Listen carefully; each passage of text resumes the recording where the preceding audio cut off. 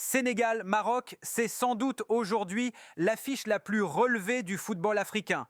Dans cette vidéo, on va prendre le temps de revenir sur l'évolution impressionnante du Sénégal au cours des 10 dernières années. Une trajectoire presque irréelle, marquée par des choix forts, des décisions structurantes et une transformation en profondeur. Vous allez voir, le sujet est riche et mérite qu'on s'y attarde. Alors installez-vous, on y va. Franchement, quelle Coupe d'Afrique incroyable. Quelle folie! Personnellement, je prends un plaisir énorme à suivre cette compétition et j'espère que c'est aussi votre cas. Voir le Maroc décrocher sa qualification pour la finale, puis le Sénégal s'apprêter à disputer un match capital face au Maroc, c'est juste exceptionnel. Cette Coupe d'Afrique est un pur bonheur et je suis vraiment heureux de la vivre et de la partager avec vous. Comme vous l'avez sûrement compris en lisant le titre, aujourd'hui on va se pencher sur la montée en puissance spectaculaire du Sénégal depuis plus d'une décennie. L'objectif est simple, comprendre ce qui s'est passé, aussi bien en interne que sur le terrain, pour expliquer cette réussite actuelle. Entre le sacre à la CAN, en début d'année 2022 au Cameroun, et cette dynamique très prometteuse pour la deuxième étoile, le football sénégalais vit clairement une période dorée. Et ce n'est peut-être que le début. Pour comprendre réellement la progression fulgurante du Sénégal ces dernières années, il faut faire un bond en arrière. Bien avant l'arrivée d'Aliou Cissé sur le banc, direction 2009, année clé avec l'élection de Senghor à la tête de la Fédération sénégalaise de football. Ancien arbitre, ce nouveau dirigeant hérite d'un football national en pleine difficulté. À ce moment-là, le pays sort péniblement de l'ère de la génération dorée de 2002. Cette équipe mythique touche à sa fin et derrière, la relève peine à s'imposer. Le constat est sévère, absence de qualification pour la Coupe du Monde 2006, échec répété pour les compétitions suivantes et des éliminations précoces à la CAN, souvent dès la phase de groupe. En clair, rien ne fonctionne. Face à cette situation alarmante, Senghor tire rapidement une conclusion évidente. Pour redresser le football sénégalais, il faut repartir sur des bases solides. Cela passe par un investissement massif dans les infrastructures, la formation des jeunes et une vraie professionnalisation du football local. L'objectif est clair, moderniser le système, structurer les sélections nationales et préparer l'avenir sur le long terme. Selon lui, si le Sénégal traverse alors l'une des périodes les plus compliquées de son histoire footballistique, c'est en grande partie parce que l'ancienne direction n'a pas su anticiper l'après 2002. La transition entre la génération dorée et la suivante n'a jamais été correctement préparée, laissant un vide que le pays a payé très cher pendant plusieurs années. À cette époque, le Sénégal restait malgré tout une nation respectée du football africain, capable d'atteindre les quarts de finale de Coupe du Monde. Mais selon Senghor, ces résultats reposèrent davantage sur des exploits individuels que sur une véritable vision structurée portée par la fédération. Il manquait un socle, un projet durable. Pour corriger cela et éviter de revivre les mêmes erreurs lors de l'arrivée des générations suivantes, le nouveau président décide dès son entrée en fonction de miser sur une stratégie à long terme. L'idée est claire, organiser, moderniser et professionnaliser l'institution tout en élevant le niveau des infrastructures et de la formation sur l'ensemble du territoire. C'est dans cette logique que voient le jour plusieurs structures majeures, comme le centre technique Jules-François Bocandé ou encore le centre d'excellence Youssoupha. Ces installations deviennent rapidement des piliers du développement du football sénégalais. Autour de ces centres, un système de détection plus poussé est mis en place, permettant d'identifier les jeunes talents partout dans le pays, y compris dans les zones les plus isolées. L'exemple le plus marquant reste celui de Sadio Mané. En 2009, alors qu'il grandit dans un village reculé du sud du Sénégal, il est repéré et intègre Génération Foot, l'un des meilleurs centres de formation du pays. Une trajectoire qui symbolise parfaitement cette nouvelle politique tournée vers la formation locale. Au lieu de se reposer uniquement sur les binationaux formés en Europe, Senghor insiste pour que les futurs cadres de la sélection émergent d'abord au Sénégal, avant de franchir le cap vers les championnats européens. Les efforts consentis dans la formation vont rapidement porter leurs fruits. À partir de 2015, le Sénégal devient une référence sur le continent dans les catégories de jeunes. Les résultats parlent d'eux-mêmes. Finale de la CAN U20 en 2017 et 2019 et une demi-finale historique à la Coupe du Monde U20 en 2015. Parallèlement au travail effectué sur la formation, la fédération entreprend un autre chantier essentiel, rendre la sélection nationale plus professionnelle et plus attractive, notamment pour convaincre les meilleurs binationaux de porter le maillot sénégalais. Un team manager est ainsi recruté afin de fluidifier l'organisation autour de l'équipe nationale. Son rôle est central: gestion des déplacements, des hôtels, de la logistique et du bien-être général des joueurs lors des rassemblements. Dans le même temps, la fédération assainit la gestion financière. Les primes sont désormais versées sans retard, les engagements sont respectés et le cadre devient beaucoup plus sain. Tout est pensé pour créer un environnement serein où les joueurs n'ont qu'une seule chose en tête: le football. Le travail de fond est donc solide, cohérent et structuré. Et comme souvent dans les grandes réussites, il est accompagné d'un timing favorable. Le début du mandat de Sangor coïncide avec l'émergence d'une nouvelle génération prometteuse qui commence à se révéler sur la scène internationale lors des Jeux Olympiques de 2012. À Londres, de jeunes talents comme Sadio Mané, Gana Gueye ou Cheikhou Kouyaté marquent les esprits. 10 ans plus tard, ils seront tous présents au Mondial au Qatar. Lors de ce tournoi olympique, le Sénégal tient tête à la Grande-Bretagne, emmené par Daniel Sturridge et Aaron Ramsey, et atteint pour la première fois de son histoire les quarts de finale.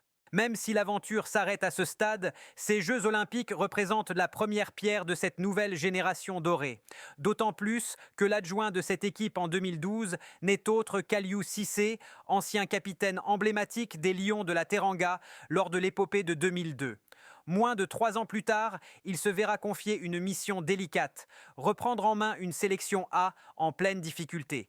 Éliminé dès le premier tour de la CAN 2015 dans un groupe relevé, le Sénégal est alors à la croisée des chemins. Le groupe a besoin de stabilité, de rigueur, d'un cadre clair et d'une vision à long terme. C'est précisément pour cela qu'Aliou Cissé est nommé sélectionneur, en parfaite cohérence avec le projet porté par la fédération. Le choix est d'autant plus fort qu'entre 2002 et 2015, pas moins de 9 sélectionneurs se sont succédés à la tête de l'équipe nationale. Une instabilité incompatible avec la construction d'un projet solide. L'arrivée de Cissé marque donc un tournant décisif dans l'ascension du Sénégal et dans l'affirmation de cette nouvelle génération. Dès sa prise de fonction, l'ancien capitaine mesure l'ampleur de la responsabilité, mais il se montre convaincu qu'avec le soutien du peuple sénégalais, l'équipe peut atteindre ses objectifs. Au-delà de la stabilité, sa force réside dans son profil moderne, un savant équilibre entre les méthodes européennes acquises durant sa carrière internationale et une profonde compréhension du contexte local. Comme l'a souligné le journaliste Mansour Lou, Aliou Cissé fait partie de cette nouvelle vague de sélectionneurs africains, à l'image de Djamel Belmadi en Algérie, capable d'allier rigueur tactique, vision moderne et gestion humaine du vestiaire. À l'écoute de ses joueurs, il gagne rapidement leur confiance et s'attelle à bâtir un groupe uni, solidaire et compétitif.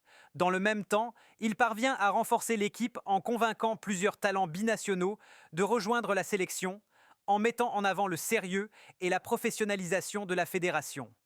C'est notamment le cas de Kalidou Koulibaly, qui choisira finalement de défendre les couleurs du Sénégal, symbole fort de cette nouvelle ère. Formé en France quelques années plus tôt, Kalidou Koulibaly fait en 2015 un choix fort et symbolique: défendre définitivement les couleurs du Sénégal. Il ouvre ainsi la voie à toute une série de talents qui suivront le même chemin. Derrière lui, d'autres noms importants rejoignent la tanière: Keita Baldé, Edouard Mendy, Abdou Diallo, Nampalys Mendy, Bouna Sarr, Ismaël Jacobs. La liste s'allonge rapidement. Et très vite, le travail entrepris par Aliou Cissé, soutenu par une fédération désormais mieux structurée, commence à produire des résultats visibles sur le terrain. Le Sénégal valide brillamment sa qualification pour la CAN 2017, avec un parcours parfait lors des éliminatoires, 6 victoires en 6 matchs. Les Lions de la Teranga arrivent en phase finale avec de solides ambitions. Emmenés par Sadio Mané et Moussa Sow, ils livrent une phase de groupe très convaincante et se qualifient sans difficulté pour les quarts de finale. Une performance qui marque un tournant. Le Sénégal n'avait plus atteint ce stade de la compétition depuis plus de 10 ans. En quart, face au Cameroun, les Sénégalais dominent largement les débats. Ils se procurent de nombreuses occasions, contrôlent le jeu, mais manquent cruellement de réalisme. Le sort du match se joue finalement au tir au but. Et la déception est immense. Une élimination frustrante, certes, mais aussi riche d'enseignements. Cette génération montre qu'elle a le potentiel pour viser aussi haut que celle de 2002. Le travail est là, les bases sont solides et l'avenir s'annonce prometteur. Dans la continuité, le Sénégal se qualifie sans trembler pour la Coupe du Monde 2018, sa première depuis l'épopée asiatique. L'enthousiasme est immense, les attentes aussi. Mais en Russie, malgré une victoire inaugurale encourageante, les Lions peinent à gérer la pression de l'événement et quittent la compétition de manière cruelle, éliminés à la différence de fair play, au nombre de cartons jaunes. Une immense frustration nationale. Un an plus tard, la CAN se conclut de nouveau par une désillusion, avec une défaite douloureuse en finale. Pourtant, loin de s'effondrer, le groupe continue de progresser. L'équipe gagne en maturité, en expérience et en confiance. Les joueurs brillent également avec leurs clubs respectifs. Et cette montée en puissance collective va atteindre son apogée lors de la CAN 2021. Porté par une phase de qualification très solide, le Sénégal entame cependant le tournoi de manière prudente. La phase de groupe est tendue, avec 2 matchs nuls vierges et une victoire arrachée dans les derniers instants face au Zimbabwe. Mais une fois les matchs à élimination directe lancés, les Lions montent clairement en régime. Victoire 2-0 contre le Cap-Vert, succès 3-1 face à la Guinée équatoriale, puis même score contre le Burkina Faso. Pour la 2e fois consécutive, le Sénégal atteint la finale de la Coupe d'Afrique des Nations. Cette fois, l'objectif est clair, décrocher enfin le premier sacre continental. 2 ans et demi après leur précédente finale, les Lions disputent la 3e finale de leur histoire. Et ce parcours illustre parfaitement l'identité construite par Aliou Cissé. Sa grande force réside dans sa capacité à impliquer l'ensemble de son effectif. Stars internationales comme Sadio Mané ou Edouard Mendy partagent le vestiaire avec des joueurs plus discrets, parfois évoluant en divisions inférieures. Le tout dans une ambiance soudée, presque familiale, où le collectif passe toujours avant les individualités. En finale, face à l'Égypte, le combat est intense, fermé, nerveux. Et une fois encore, tout se joue au tir au but. Cette fois-ci, la force mentale et la solidarité sénégalaise font la différence. Le pénalty décisif est transformé et tout un pays explose de joie. Le Sénégal entre dans l'histoire. Les Lions de la Teranga rugissent. Pour la première fois, la Coupe d'Afrique des Nations est sénégalaise. Alors, jusqu'où ira le Sénégal ce soir ? Difficile à dire. Personnellement, je pense qu'ils ont les moyens de faire tomber le Maroc dans cette finale. Ce ne sera pas simple, mais tout est possible. Dites-moi ce que vous en pensez en commentaire. Merci à vous d'avoir suivi cette vidéo. C'est un vrai plaisir de parler de cette sélection sénégalaise, tout comme de la sélection marocaine précédemment. J'espère que ces formats consacrés aux équipes africaines vous plaisent. Elles brillent et c'est mérité. On se retrouve très vite pour une nouvelle vidéo. En attendant, profitez de cette finale. Personnellement, je me régale.